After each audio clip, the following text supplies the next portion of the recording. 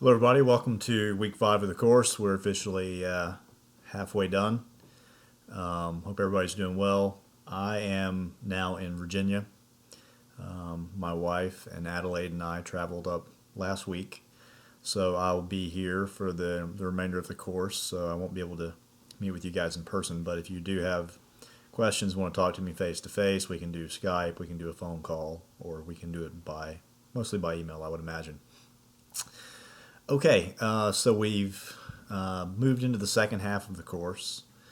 The first half was sort of preliminary considerations, things you need to start to think about before you start writing the proposal. And now we're actually moving into sort of some more of the practical hands-on things. Like this week, the topic is writing the introduction to your research proposal and how to do that. So we're going to be working through that and the discussions. And I think you guys, as you know, the final assignment is to submit a research proposal, and I'm going to actually post the assignment guidelines for that this week. So you guys should probably start working on that. Yeah. So anyway, sort of getting into the nuts and bolts of things. There's a quiz this week. Same thing. It'll cover all the material up through this week. I'll post it on Friday. It'll be due Saturday at midnight. And then next week is the midterm. And I will also post a short study guide for that. It's not going to be, question by question, but, it'll essentially, if you understand these particular topics, you should be in good shape. One difference, the midterm is not open book. The quizzes are open book. So I ask that you guys don't use your notes, things like that for the midterm. But the midterm will be very similar in format to the quizzes. It'll be multiple choice. It'll be true false. The only difference is that there will be 5 or 6 short essay questions at the end of it. And when I say short essay, I mean 2 paragraphs, something like that, 2 to 3 paragraphs. So that'll be the main difference between the quizzes and the midterm exam. Let's see what else. Anything else preliminary I want to say? One thing to note about the midterm exams is that the grades when they first show up will not be complete because I have to go in by hand and grade the short essay questions. So if you take your midterm exam and you see a grade that's a lot lower than you would expect, don't worry. I'll still have to go in and add the short essay questions by hand. So okay, I want to talk a little bit about last week's topic, which was writing strategies and ethical considerations in research. We're starting to get more into the actual hands-on stuff. So writing strategies. Creswell starts out the chapter, and he lays out sort of a generic format for a proposal. Right? He says if you're going to write a research proposal, generally speaking, he gives these 9 steps, I believe, by Maxwell, where he says that these are the kinds of questions you need to be answering in your research proposal. And then he goes on even further he sort of breaks that down between qualitative proposals, and even within qualitative, he gives a couple examples. One was more of a participatory advocacy project. One was more of an ethnographic project. And then he lists examples of how to do research proposals for quantitative proposals, and then he also looks at mixed methods as well. So those are the things that you need to start thinking about as you're preparing to write your research proposal. Look at those 9 questions that he lists in the beginning of the chapter by Maxwell, the things that need to be considered, and you need to start thinking about those things in light of the topics that that you guys have been discussing and the extra credit assignments I've been posting about the research question and where you are at the research question. Start thinking about that question in light of those 9 steps. Or if you know that you want to do a qualitative proposal or a mixed methods proposal, start thinking about your question or your topic in light of those sample proposals that Creswell lists throughout. He also gives some general tips on page 79. I have that written down in my notes. I think it's at the top of page 79. I think it's 4 or 5 tips that he gives that I think are useful. So have a look at those. And then he actually goes into talking a little bit about writing. I know we've all had a lot of experience with writing. I don't want to lecture you guys, but I do think that there are some helpful tips and sort of game changers when it comes to writing. The first thing I would say, just like I recommended to you guys to when you're doing research to get in touch with the people in Information Commons and the librarians and sort of helping you work through that. The next thing I would highly suggest is that you look into getting help from the Writing Center. And I don't say that because I think you guys can't write. I'm sure that you can, and I've seen that in your discussion posts. But the truth is that writing is a practice, and we all benefit. Even very experienced writers always have somebody else look at their paper and edit their paper before they submit it to a journal. It's just a good practice. And you guys are fortunate that you have this writing center that's there for the express purpose of helping you guys with your writing. So take advantage of that, and I would strongly suggest, not just for this class, but for any class, excuse me, if you have a paper due, before you turn it in, take it to the Writing Center and have them look at it and give it a once over. It'll improve your paper, and it's free and it's easy. So that's one suggestion I would say right up front. Okay, so in thinking about writing in a slightly different way, right? Cresswell says that some people go in with this expectation that I need to sort of figure everything out before I can actually write it down. And he says, look, that's just opposite, right? He says, think about writing as a type of thinking. You come to the page with sort of an idea, and then you start writing, and ideas start coming to you. So he refers to that as writing as thinking, right? So you want to start out with an outline, a general idea of where you're going, but a lot of times you'll find when you sit down to actually start writing, it forces you to think about these things, and you're putting things down on paper that are in your head that you may not even realize that you really think. So that's one sort of myth that he tries to dispel, is that don't feel like you need to have everything figured out before you sit down to write. Sometimes just having a general idea and sitting down to start writing, the ideas will start coming.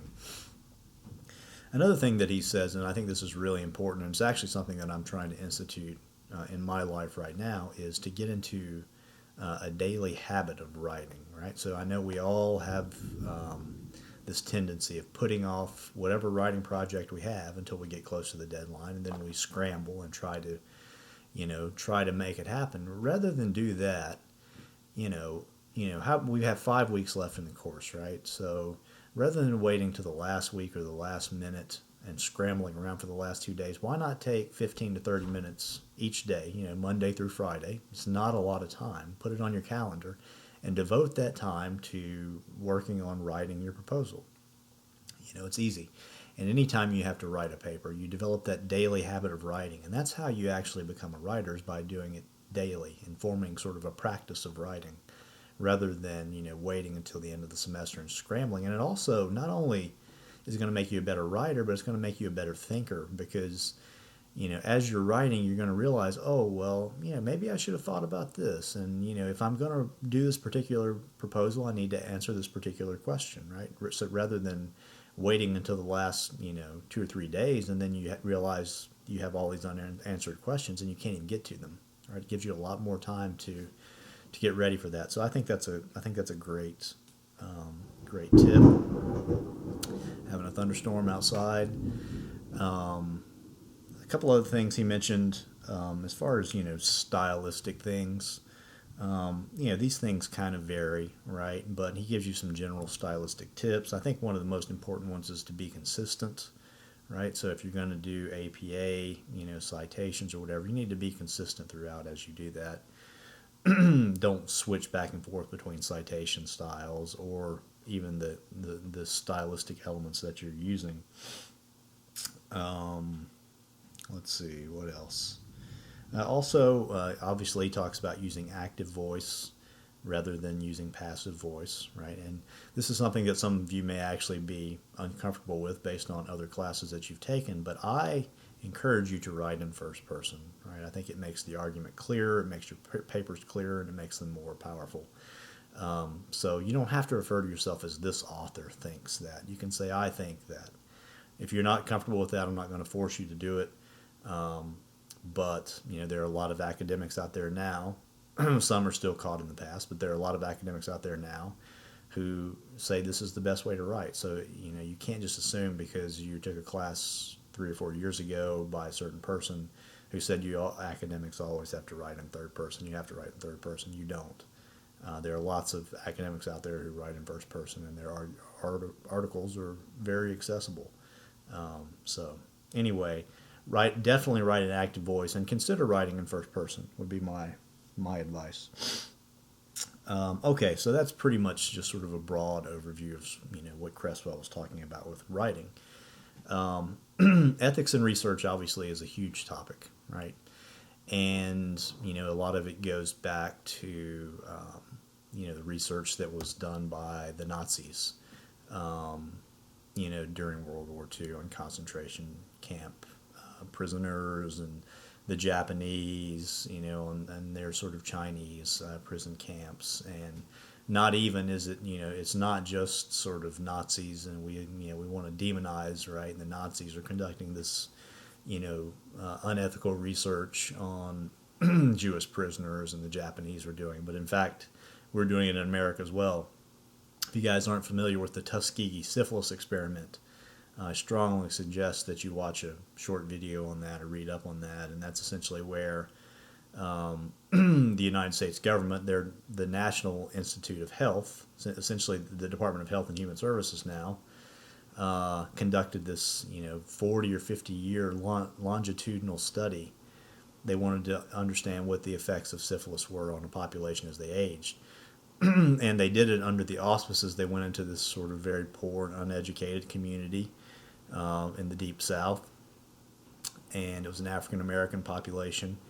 And they said that they were enrolling them in this, in this study to test a drug, right? But in fact, they were just giving them a placebo. They weren't interested in helping them at all. They were just interested in exploring the effects of syphilis over a certain extended period of time to see the effects that it had on the human body. But they essentially lied, right? They deceived these patients because the patients were uneducated and they were easily taken advantage of, right? So after this came to light, obviously there was a lot of blowback from this, and the United States created a commission known as the Belmont Commission, who issued something called the Belmont Report. And the Belmont Report was largely based on the Nuremberg Code, which came out of the Nuremberg trials, talking about the unethical research that the Nazis had done and the Japanese had done as well, trying to set some sort of universal standards for ethics in research, especially research dealing with human subjects. Right? That's primarily, when we're talking about ethics in research, primarily what we're talking about is ethics dealing with human beings, right? So the Nuremberg Code laid out some general rules. One, and the major one being informed consent, right?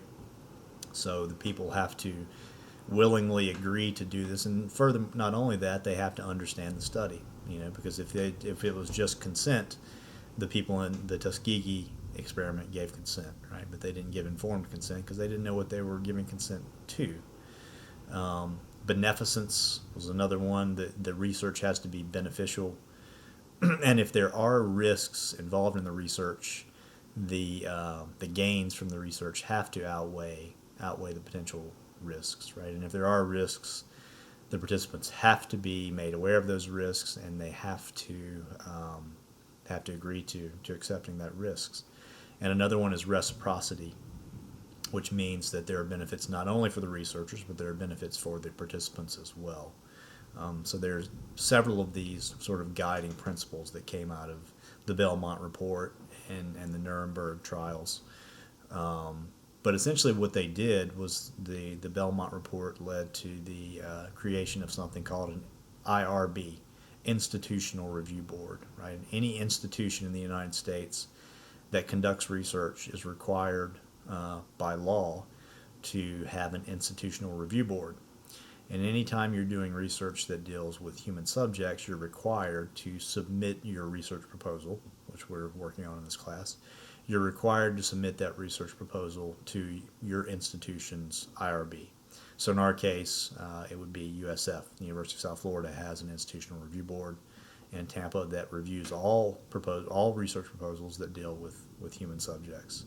Now, we're not actually going to be going out and doing research for this class, so you're not going to have to submit your research proposal for this. But if you were doing an honors thesis, or if you're doing a project that was going to require you to actually work with human subjects, you're going to have to submit that that proposal to the institutional review board. Let's see. So it's not just collecting the data that has these sort of certain considerations that you have to take into place. It's also what do you do with the data once you've got it, right? How do you make sure that the data remains confidential? How do you protect the identity of the people who are participating in your study?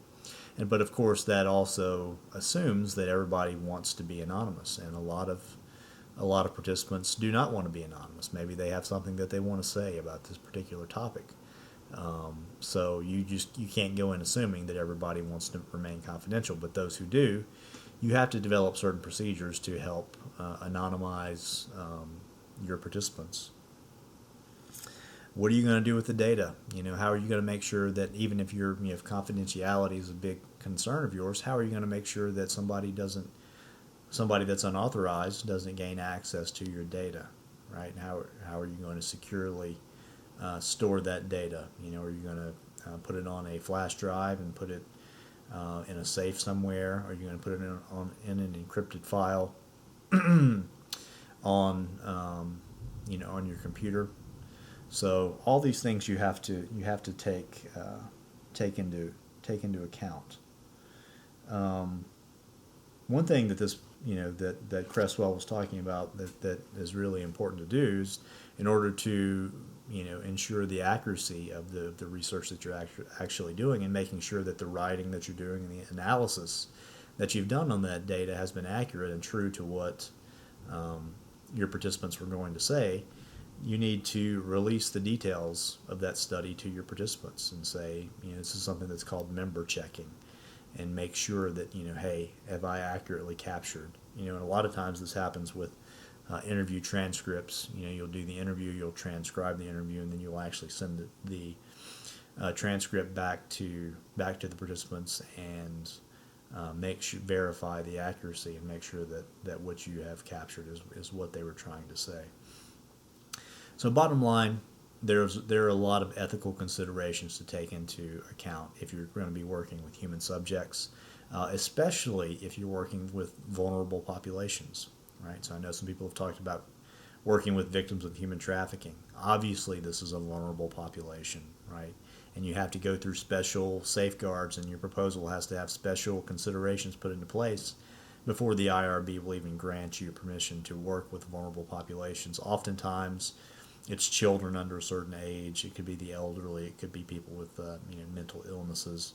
In this case, victims certainly would qualify as a vulnerable population. So anytime you're working with humans, and particularly with vulnerable populations, you have to go through the IRB to get this type of ethical approval. So two very important elements to consider in your proposal. Obviously, writing the darn thing, and the ethics of actually going out and doing the research. So okay, that's pretty much it for this week. I will post the discussion question on Wednesday, and we'll be looking at Chapter 5, which has to do with writing the introduction for your proposals. I will post the assignment guidelines for your research proposal, which will be your final assignment. And I will also post midterm study guide, and quiz 3 will be on Friday as well. So quite a bit going on this week. I'll get it up there if you guys have any questions at any point. I'll also continue to post the extra credit research question check-in And I'll be seeing you guys on the discussion boards. And if you have any questions, let me know. Take care.